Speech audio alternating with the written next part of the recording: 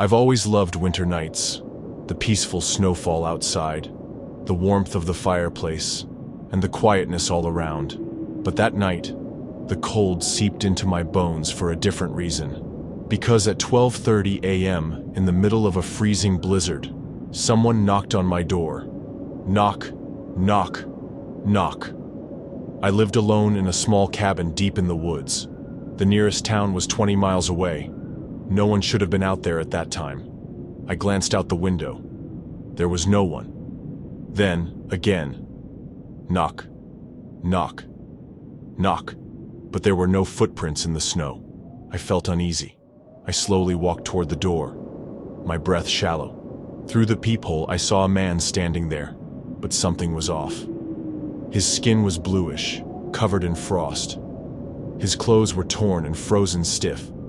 And worst of all, his eyes were pure white with no pupils. A chilling whisper came from the other side. "Let me in. It's so cold."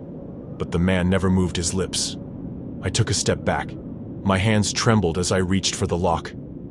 Then, the door shook violently. Something was pushing against it, trying to force its way in. I pressed my weight against it, heart pounding. Then, silence. When the sun rose, I finally opened the door. Outside, the snow was untouched. There were no footprints. But lying in the snow was something strange. An old, burnt ID card. I wiped the frost off and read the name. Andrew Miller. And below it, in faded print, missing since 1998, presumed dead in an avalanche. Story 2. The Whispering Cabin. In 2016, my friends David, Luke, and I rented a cabin for a weekend getaway. But the second night, during a terrible snowstorm, something terrifying happened. At 2 a.m., we heard a soft tapping on the window. We turned off the TV. The wind howled outside. Then we heard it, a whisper.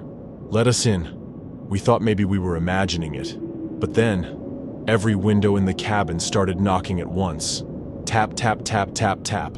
A freezing chill crept through the room. Then, Luke whispered, "Guys, someone's standing at the front door."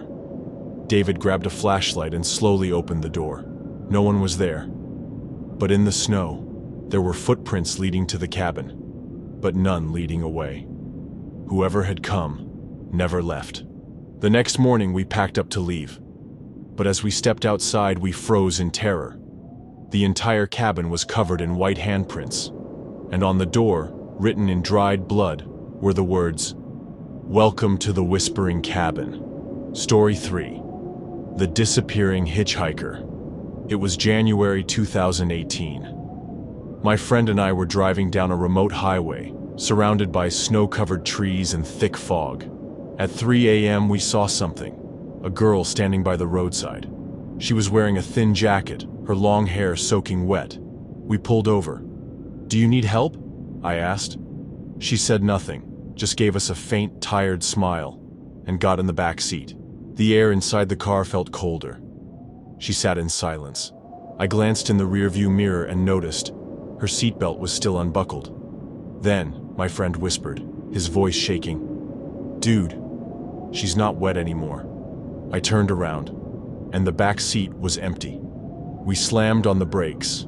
Ahead of us, on the side of the road, was a wooden cross covered in ice. A name was carved into it. Maya Johnson. Died on this road in 1993.